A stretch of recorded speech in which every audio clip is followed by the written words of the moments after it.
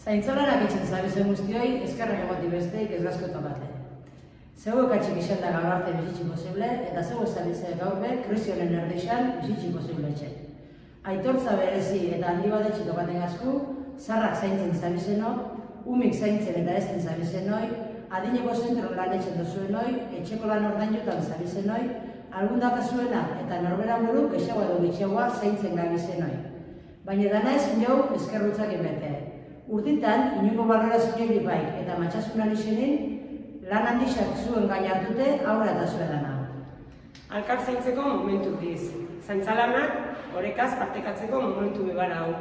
Kolektibizatzeko momentu. Danok hartu berdoz zaintzardurak geure gain, eta banatu modu justu baten. Danok zainu alixateko eta zainuk izan alixateko bebai. Era berin, instituzioen maila ezberdinak ardurak hartu eta arduraz jokatzeko sasoidea. Bizitzeko, beharrezko dizen lanak babesteko, bultzatu eta balorateko. Emergentzi egoera honen aurrean, bide horretain gabiz, zaintzi importanti dalako, 30 urtetik gorakoai deitzen, banan-banan zelan da zen galdetzeko, zaintzazari antolatzeko. Beraz, erosketak etxeko, berbatzeko, edozetako, deitxula zain, telefonun beste aldin beti ongo astuta. Animo eta zainu!